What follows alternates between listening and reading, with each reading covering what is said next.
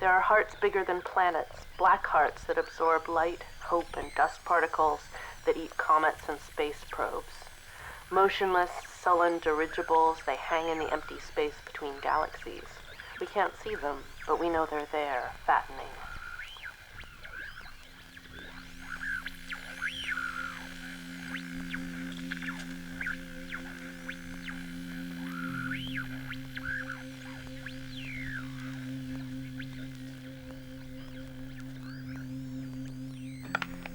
Context is everything. Dress me up and see. I'm a carnival barker, an auctioneer, a downtown performance artist, a speaker in... It's all gray, pull lapels tight. Only the gargoyles seem happy up there on the roofs. If you're lucky when you die, you'd be... But it's dangerous too. Your interpretation feels dangerous. Is it going to be possible to tape record it, your story? Can it be fixed in the editing process? The light changes, and he has that wish again, that every step he ever took left a neon footprint. Every step, from his first to these. My mouth won't quit, though mostly I whisper or subvocalize like I'm reading aloud. My Adam's apple bobbing. The atmosphere feels, well, it's almost electrifying, really. There's a sense of possibility. There's a sense that the cube is at the center of something. I'm beginning to try.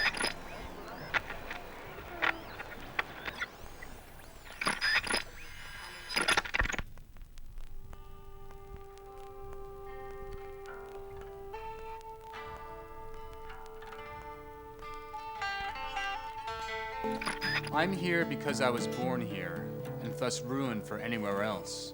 But I don't know about you. Maybe you're from here too, and sooner or later it'll come out that we used to live a block away from each other, and didn't even know it. Or maybe you moved here a couple of years ago for a job. Maybe you came here for school. Maybe you saw the brochure.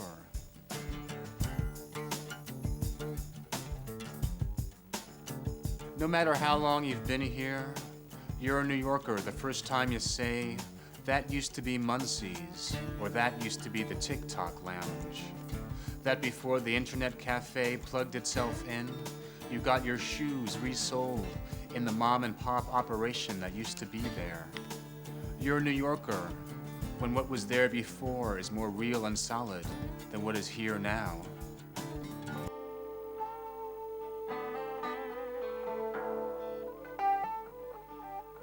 You start building your private New York the first time you lay eyes on it. My first city memory is of looking out a subway window as the train erupted from the tunnel on the way to 125th Street and palsied up onto the elevated tracks. It's the early 70s, so everything is filthy, which means everything is still filthy because that's my city and I'm sticking to it.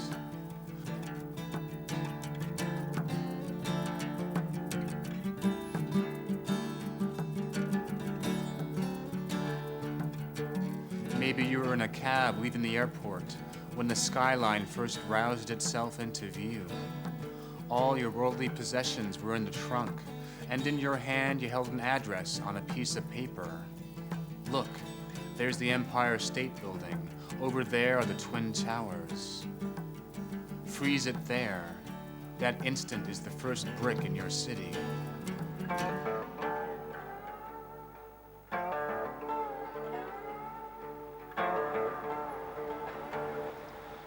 So this is the roof. That's Lower Manhattan, Wall Street area. At one time it had an amazing view of the World Trade Center. Sort of, see where the cranes are straight across there is probably the cranes that are working on World Trade Center 7, which is being rehabbed since 9/11. So there was a really ominous and scary view of smoking buildings for a long time off there.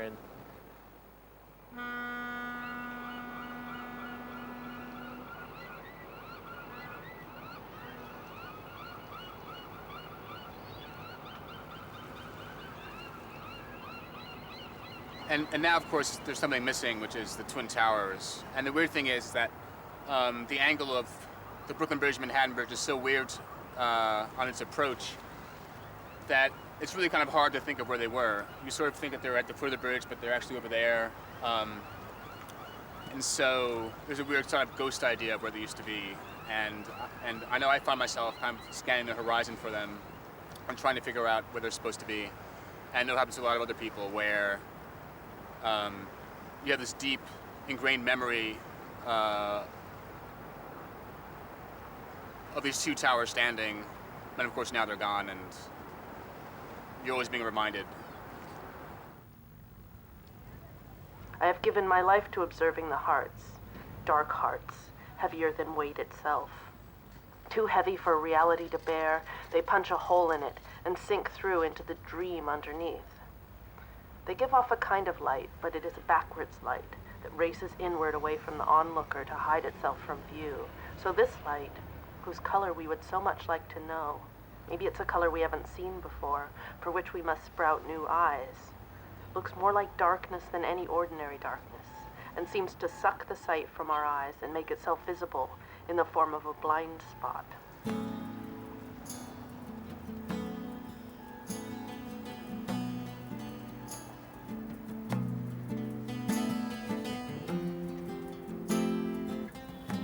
So it's part of what Brooklyn is about, is being on the other side of Manhattan and always looking across the water at it in a way. And so part of that exile that I was talking about that's integral to thinking about New York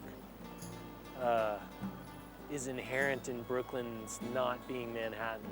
You know, so it seems not coincidental to me that all these writers live over here now. They don't live over there, even though many of them are sort of writing about that experience and that Manhattan culture, you know. After my first book didn't take off with any publishing house, and I was really pissed off, I would sort of walk across the bridge and, you know, and the, I guess the angry, sheer surface of buildings that make up Lower Manhattan became a sort of enemy that I was sort of spitting at.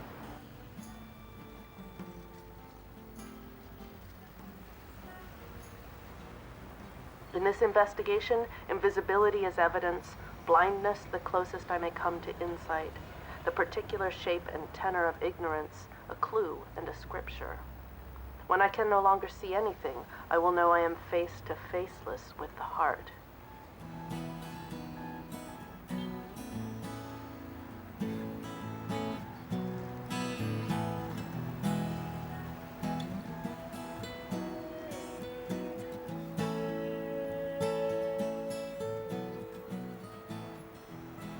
You know, initially I ran away. I ran away for a long time, and I ran very far away. When I returned to Brooklyn, my first response was sheer love. I fell back in love with this place, and so Motherless Brooklyn is a big, broad, colorful Valentine. It's really a love poem to Brooklyn. Brooklyn is a place where, because it's so raw and so undisguised, a lot of the issues in our country are particularly visible. They're very obvious and unmistakable here. So it was a place, growing up, it was a place where I saw and felt the nature of class struggle and racial struggle in America every day. It was part of the streets, part of the schools, it was part of our neighborhood. And Fortress of Solitude was an attempt to do some justice to that complexity.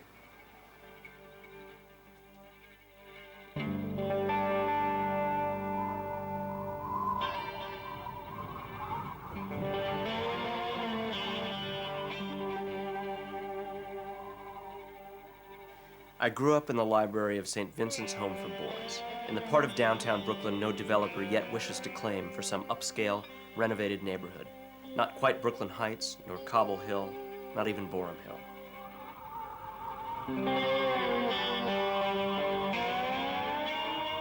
The home is essentially set on the off-ramp to the Brooklyn Bridge, but out of sight of Manhattan or the bridge itself, on 8 lanes of traffic lined with faceless, monolithic civil courts, which, gray and distant though they seemed, some of us boys had seen the insides of.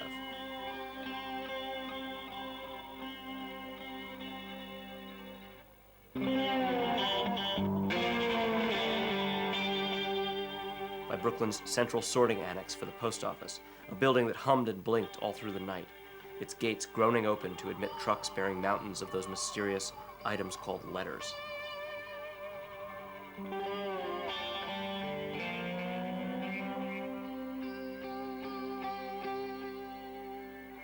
By the Burton Trade School for Auto Mechanics, where hardened students attempting to set their lives dully straight spilled out twice a day for sandwich and beer breaks, overwhelming the cramped bodega next door, intimidating passers-by, and thrilling us boys in their morose, thuggish glory. By a desolate strip of park benches beneath a granite bust of Lafayette, indicating his point of entry into the Battle of Brooklyn. By a car lot surrounded by high fence, topped with wide curls of barbed wire and wind-whipped fluorescent flags. And by a red brick Quaker meeting house that had presumably been there when the rest was farmland.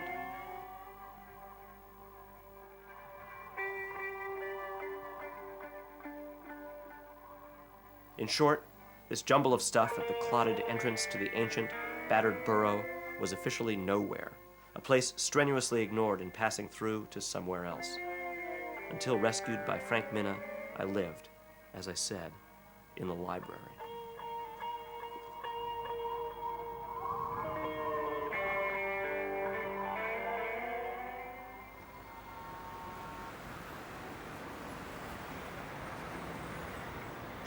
The light here feels totally different to me as well. Like it's much more, the buildings they're a lot more one-story buildings, so there's much more bright and direct sunlight here. So it really feels like a different place to me as you get further this way. Well, we're near your house here, right? Or Yeah, not far. Like I'm back that way.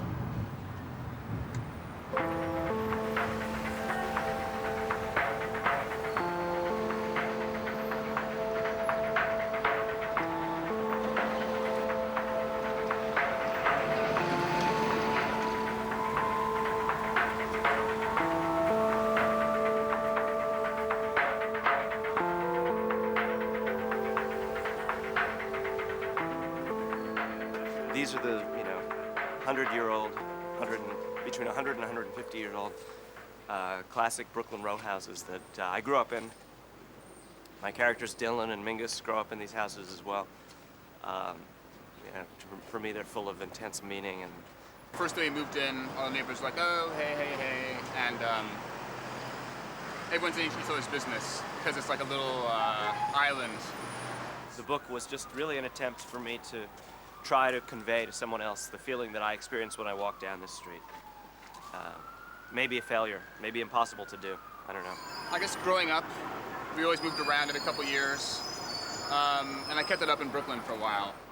Every 2 or 3 years moving another apartment a little deeper into Brooklyn in Fort Greene to keep ahead of the rents. I am black. I am black. I am black. See nothing but So black. here's our neighborhood.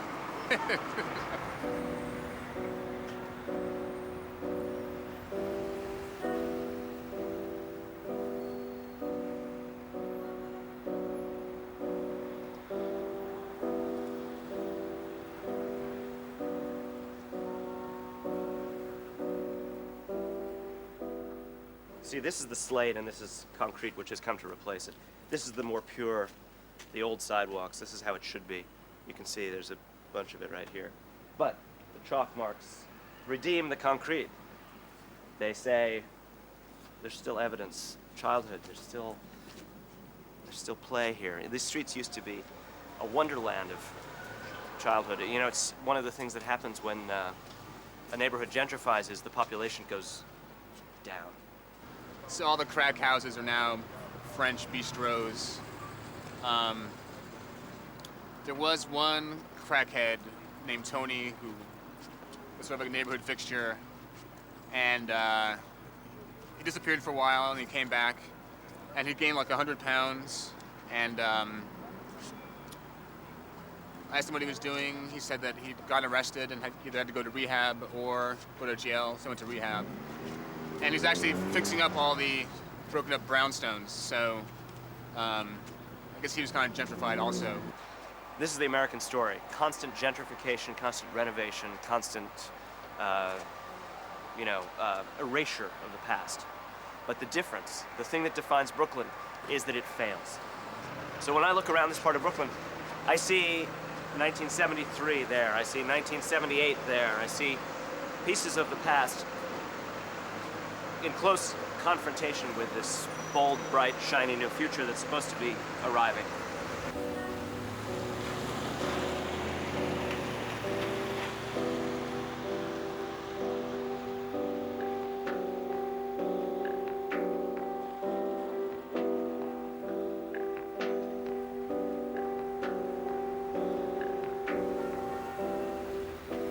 This house, number 156, there was a girl I used to walk to school, who I was very much in love with for a little while when I was, fourth grade, so I didn't know what I was talking about. And we're making our way towards what we used to call the Death Deli when we moved here. This is the only thing that was open after midnight. The doors were closed and you do all your transactions through a glass box that you would move sort of in and out. And it's bulletproof glass, so you can't actually shoot the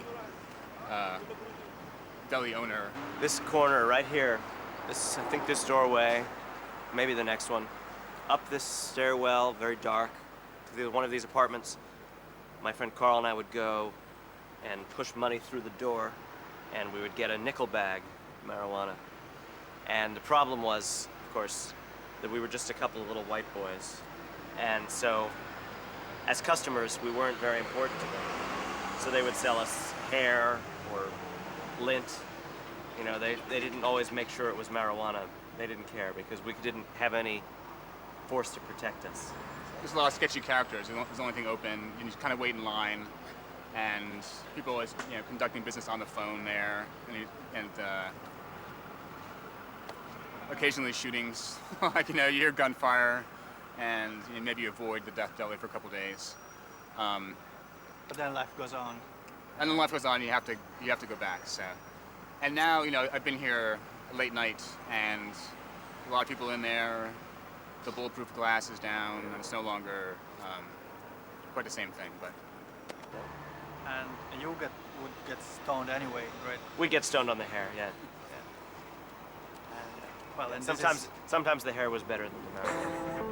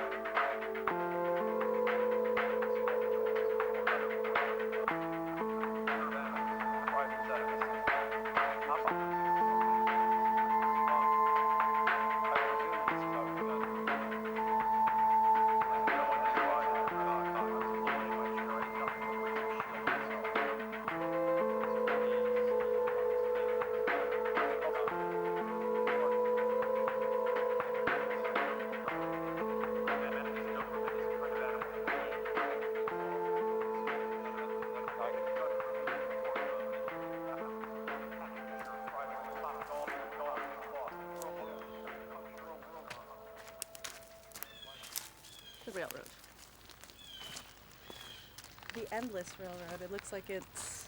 Yeah, I haven't looked on the map to see how far it goes that way. It goes all the way to the water in that direction. And this way, I think it just goes up through Queens and maybe continues. I think it's some kind of freight railroad or something. And it must occasionally run, because this isn't completely rusted. There are a lot of decayed toys that I like to look at because they kind of look like dead bodies, but in a really ambiguous, weird way because they weren't ever alive. Right. Which is something I find interesting.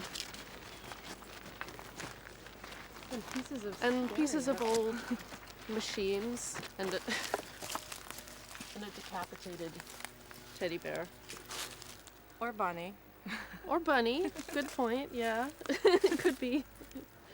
I have this fascination with the sort of the edges of things and the spaces in between things and the way there's never just a cut.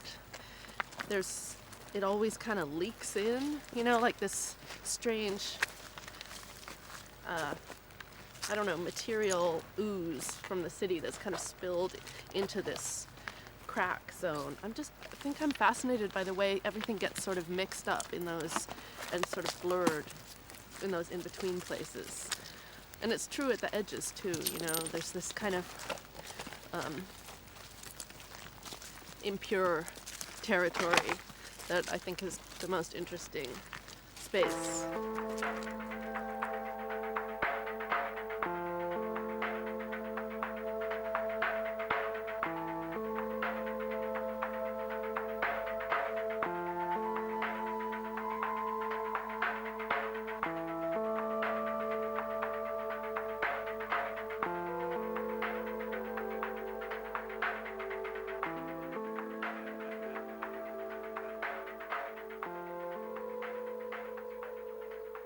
This is where I hit my first home run. First and last. Yeah, there was a couple after that, but not very many. Boys enter the house, boys enter the house. Boys, and with them the ideas of boys. Ideas leaden, reductive, inflexible. Enter the house.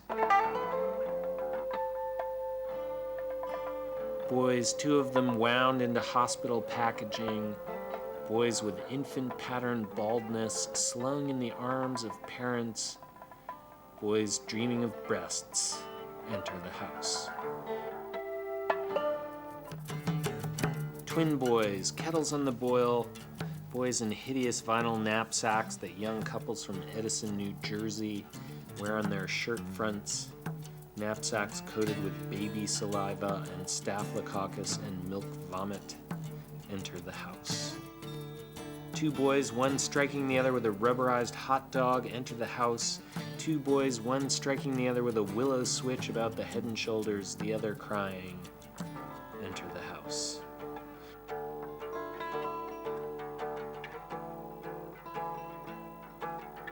Boys enter the house speaking nonsense. Boys enter the house calling for mother.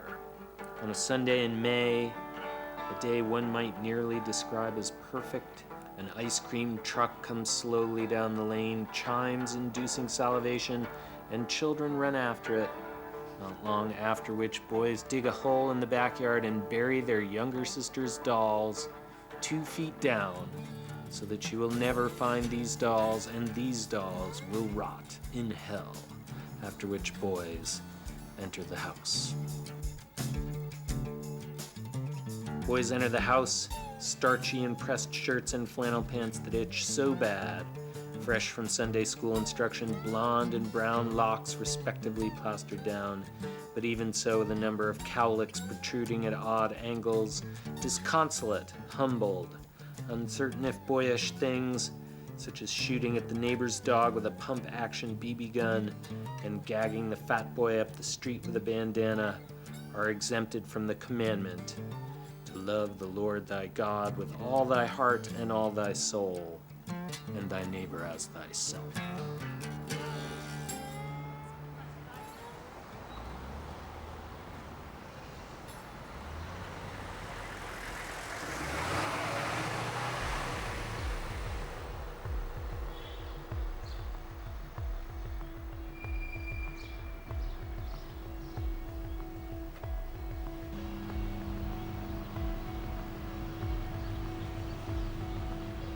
Hey. All right, let's go to the library first. We're here in Park Slope, the literary epicenter of New York City. We'll be going down to 8th Avenue, sort of roughly in the direction of where Paul Auster lives, Jonathan Foer and Donald Antrim, Colin Harrison. They all live here in the beautiful brownstones down here off of 8th Avenue. You know what you're gonna get to do with me right now, Marco? This incredible New York experience. You're gonna come with me as I go and see if my car has a parking ticket, which I think it does, because it's right there. So let's go take a look and see if my car has a parking ticket. The answer is yes. $45. I never won anything as a kid. I was always the loser in whatever competition was the competition. And, you know, at one point I was taking dancing classes in 8th grade, and in dancing class, periodically the guy who ran it would always give away money. And it seemed like it was just random. Like suddenly he would say, here's $1, and he'd give all these people dollars.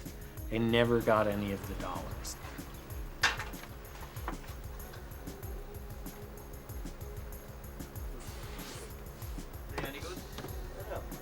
Okay. You know, we have a house in Maine now, so we need chairs. Hi. Hi. What's happening? I was just checking out the chairs. Yeah? I'm gonna call my wife and see if she wants to come and take a look. She's just on the next block. Okay, great. Thanks. Are we on candid camera? Oh no, not. don't worry about it. I told myself, a real writer comes out of the hills like a wild man with a beard, bearing a manuscript. He throws it into the publishing industry in New York, and everyone recognizes the inevitable triumph of genius. The book is given its rewards. It's given its place on the shelf of literature, and the writer is invited into the pantheon. Walt Whitman, Sendak, Marianne Moore, Richard Wright, Betty Smith. They're all from here, from the neighborhood. Yeah, well, they're all from Brooklyn. Whitman lived in Brooklyn Heights, of course. Brooklyn was really trying to compete with Manhattan in terms of architecture. And the Brooklyn Museum, which is just down the block, was meant to be, they wanted to be as great as the Metropolitan Museum, which it's not, but that was the idea. And the Brooklyn Public Library is meant to be, you know, on a scale as monumental a scale as the New York Public Library. At the Paris Review, there were considered to be echelons of rejection. There was the form letter, then there was the form letter with a note at the bottom, then there was the handwritten note, and so forth. And when I first got the form letter, and at the bottom was scrawled the words, "We would be interested in seeing more of your work," it was like, hallelujah, you know.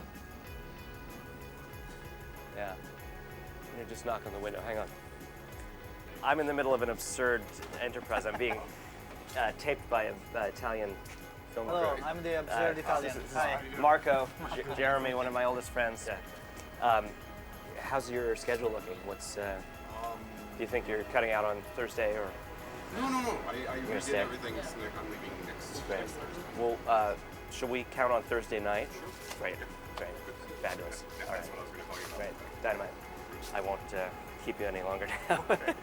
There's a quote from Flaubert where he says, be orderly and bourgeois in your life so that you may be violent and revolutionary in your art. And I think there's a tendency when you encounter work that feels that it's taken chances to romanticize the idea that the writer in the moment of creation is in some sort of violent turmoil, you know, like an abstract expressionist painter. But the truth is that for most writers, again, who are productive, who are sane, who live a life that can be continued, they find peace with the writing process.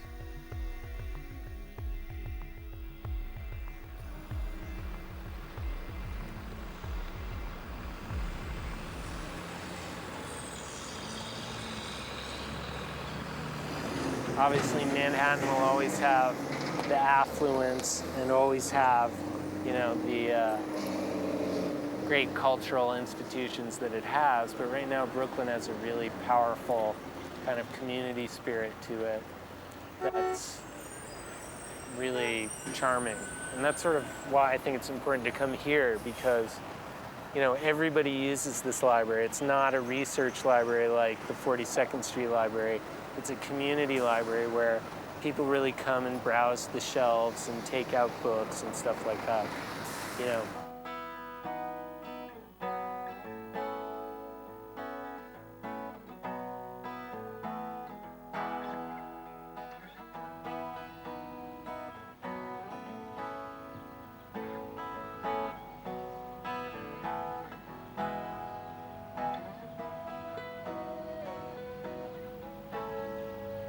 This is a Brooklyn backyard. Beautiful, typical backyard. This is the secret behind the facade, the disguise of the street. Yeah, one would never tell. Yeah. And this was the private Brooklyn. We all grew up with these secret spaces behind the homes. I love this in particular because of the way there's no fence, and so one neighbor's yard continues into the next.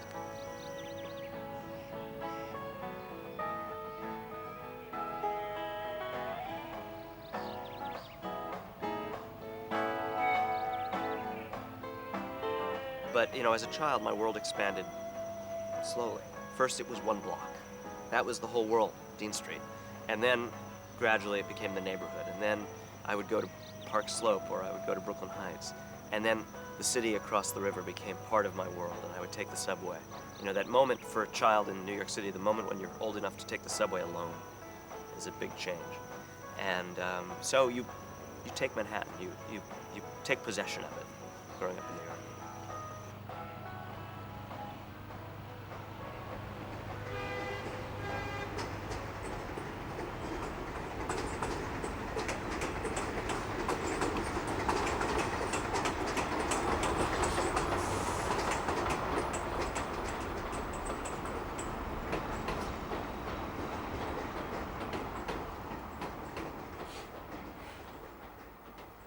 It was entirely possible that one song could destroy your life.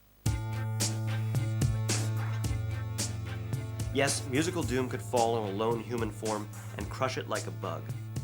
The song, that song, was sent from somewhere else to find you, to pick the scab of your whole existence. The song was your personal shitty fate, manifest as a throb of pop floating out of radios everywhere. At the very least, the song was the soundtrack to your destruction. Your days reduced to a montage cut to its cowbell beat, inexorable doubled bass line, and raunch vocal, a sort of chanted sneer. The stutter and blurt of what, a tuba? French horn? The singer might as well have held a gun to your head. How could it have been allowed to happen? How could it have been allowed on the radio? That song ought to be illegal. It wasn't racist. You'll never sort that one out. Don't even start. So much as anti-you. Every time your sneakers met the street, the end of that summer, somebody was hurling it at your head. That song. Forget what happens when you start haunting the green-tiled halls of Intermediate School 293. September 4th, 1976, the week Dylan Ebdis began 7th grade in the main building on Court Street in Butler, Wild Cherries' Play That Funky Music was the top song on the topped Billboard's pop charts. Your misery's anthem, #1 song in the nation. Sing it through gritted teeth, White Boy.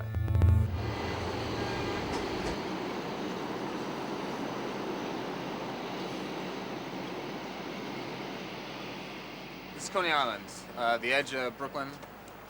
I guess for me, the edge of New York City. Staten Island exists, of course, but mostly in the imagination. And so when you take the subway out here, and you're at the beach suddenly, and there's a horizon after so many horizonless days. And the first warm day, the beach is packed. Families, several generations. You know, if you live in Brooklyn your whole life, you came here before you were born, like in your mother's womb. You came when you were a kid, and it's the first beach you saw, probably the biggest the first expanse of water you ever saw. And for some people, the only, beach they'll ever see. So what kind of experience was it for you as a kid to get into a comic store, as opposite to, I don't know, maybe books or general Well, the thing about comic book stores was they were about,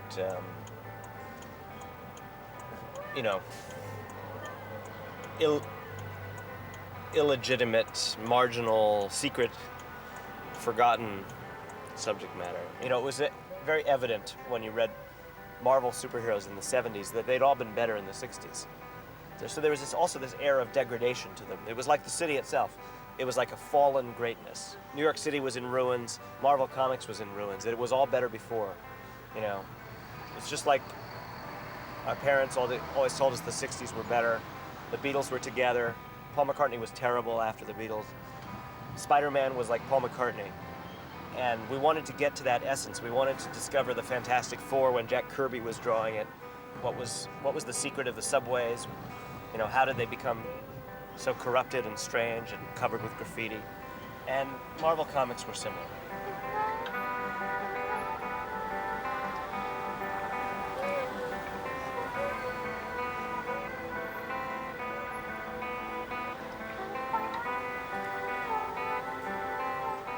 My hesitation about the documentary that we're making and about the questions being raised in general has to do with the fact that I'm not certain that it's possible to say what New York stands for or is, for the simple reason that it's so enormous and so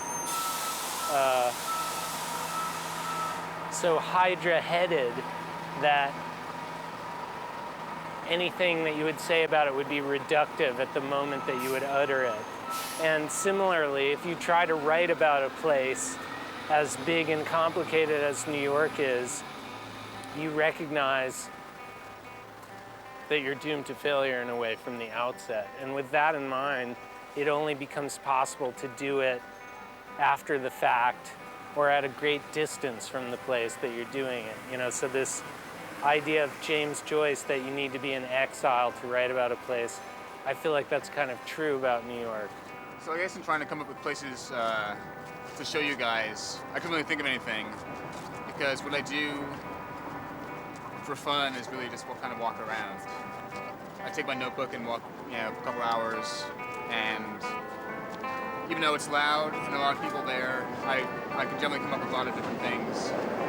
For me, all these different places I go to on these walks sort of, I guess, remind me of where I'm going and where I've been, like where I want to go. So I think there's always that give and take, between the two.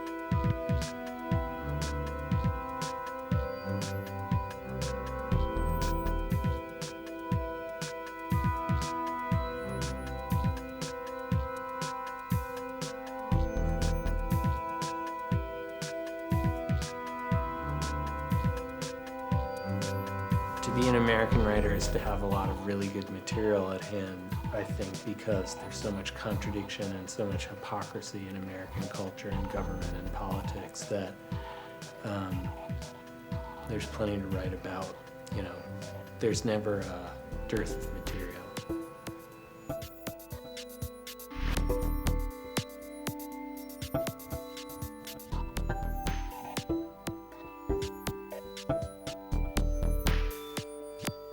It's our predecessors and our environment that make us resemble one another. So just as much as Donald Barthelme or Thomas Pynchon, it's also Daffy Duck and Grandmaster Flash and, Bruce Lee and the 1973 New York Mets.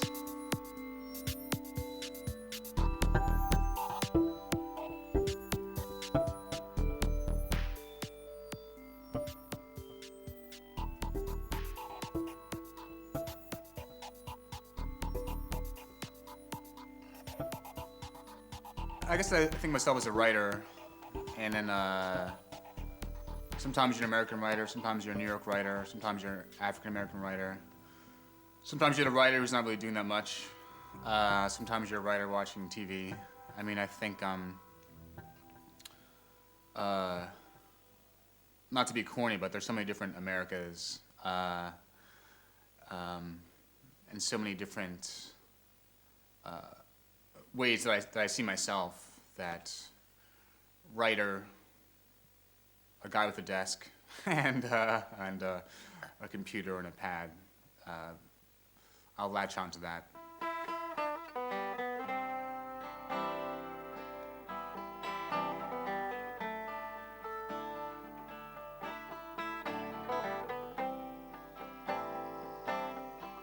What else could I be? I guess to be an American writer means that I've dined multiply at drive-through windows, and that I have no choice but to occasionally darken the inside of a shopping mall, and that I come from a country of former slave owners, and that I feel the Manhattan Project as a blot on my conscience that I will never expiate, and that there is something in baseball that I think is close to my heart. And it means that I daily have contact with guys who think that our government exists only in order to hinder the magnanimous philanthropic work of large corporations. And it means that there's constant vacillation in my head between the ethical messages of Judeo-Christianity and a desire to cast off these messages entirely. And it means that I like artificial cheese food products, and it means that I conceive of nature as an expansive space. And it means that I believe that spirituality is best experienced in landscapes emptied of human beings. And it means that I like to spin the dial on the television set, just can't stop myself from spinning that dial. And it means that I only speak one language well, and it means that I don't mind listening to people on the street talking incessantly about stock prices.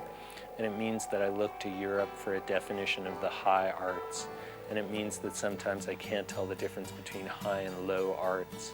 And it means that the sentimental reiteration of family as the origin of all good is never far from my mind, even though I resist this idea entirely. And it means I know a lot about cars, and it means I can talk for half an hour on the best kind of computer. And it means that I prefer music with guitars to music with electronic keyboards. And it means that I think ketchup is a vegetable. And it means that I am, to some degree or other, worried about my weight. And it means I believe strongly in mini-storage and the mini-storage way of life. And it means I can't imagine anyone would disagree with all these American things. Guess it means a lot of things. Huh.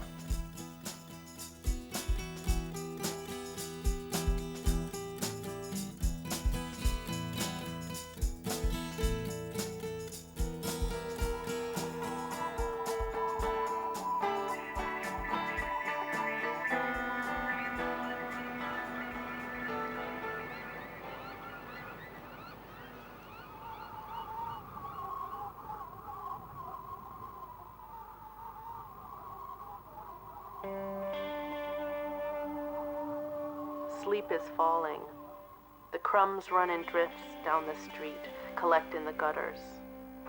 Permanent banks and shoals of sleep drowse above us.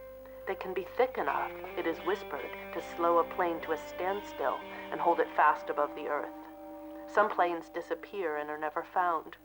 Some fall to Earth, but no human remains are discovered in the wreckage.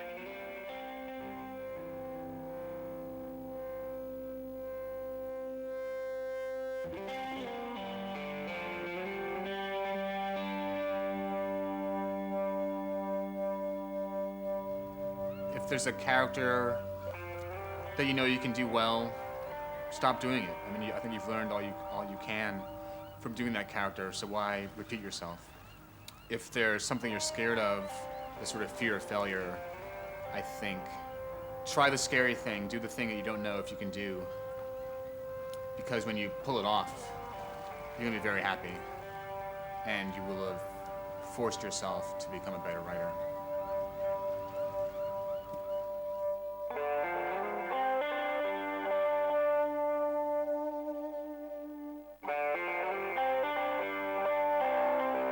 I don't think of writing as being therapeutic in the sense that I just want to cough up experience and then I feel better afterwards, you know.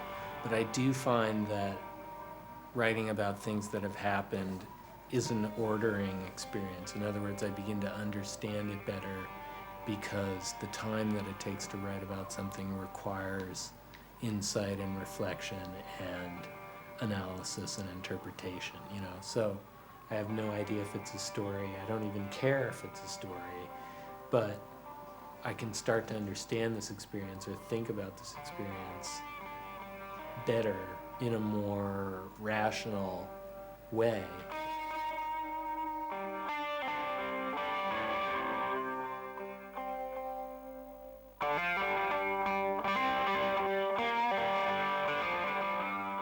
For a writer to survive, for a writer to continue year after year, to encounter that kind of uncertainty, means you have to befriend the uncertainty. You change it, you turn it from fear, cosmic fear, existential fear, enormous fear, into routine irritation instead. Like a very bad house pet, like a cat or a dog that you kind of hate, but it's always in your house. So you feed it a little bit, pat its head while you work, and you just tolerate this unpleasant house pet.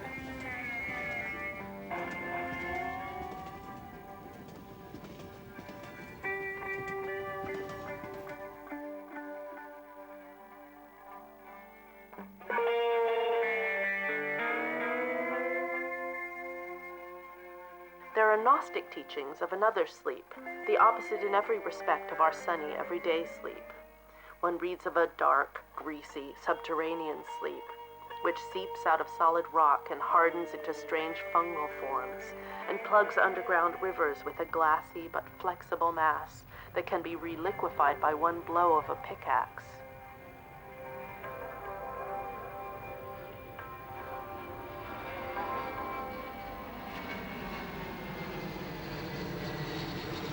You know, it's important, I think, as a writer, to have a really complicated kind of fan experience. Like, some people would like the Yankees, but they win all the time. The Mets, it's not a winning proposition necessarily. You really have to believe in, you have to hope against hope to be a Mets fan. And we have the uglier stadium. Everything's worse for Met fans. But that doesn't stop me. I mean, I've liked them since I was a kid. I love coming out here. There's something great about the stadium. And it's always exciting, even if it's a bad game, just being a part of it. So, you know, I come out here several times a year. A lot of writers I know like the Mets. Paul Auster likes the Mets. They're sort of connected to the Brooklyn Dodgers and the kind of great period of baseball in New York City. So it's just a great New York experience, really.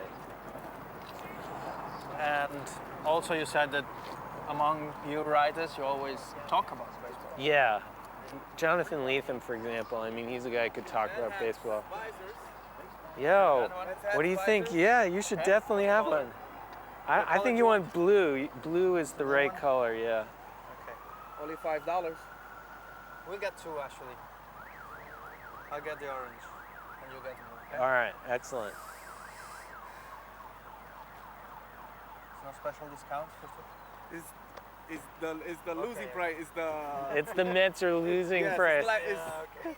It's the Mets the lost 11 out of season price. It's like Yankees.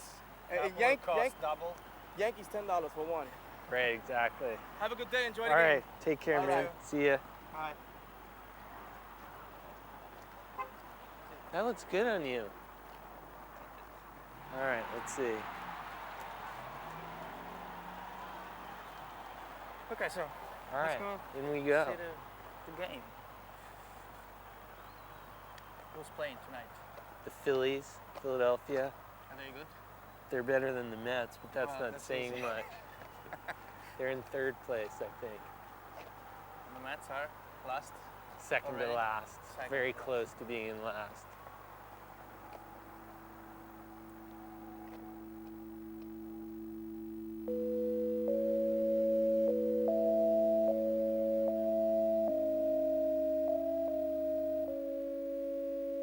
My children are already dreaming, so young. At their age, I kept telling myself, a better time will come. I can endure this moment. And when the next moment came, I found I could endure that one too, and so on, to this day. But I don't think less of them for making their escape. We are all waiting for our chance.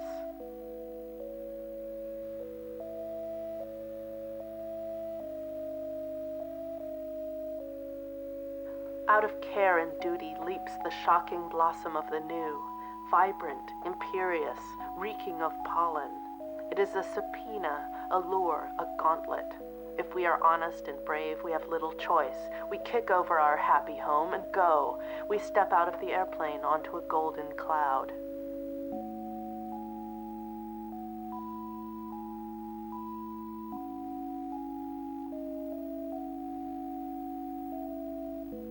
The sleep is falling steadily.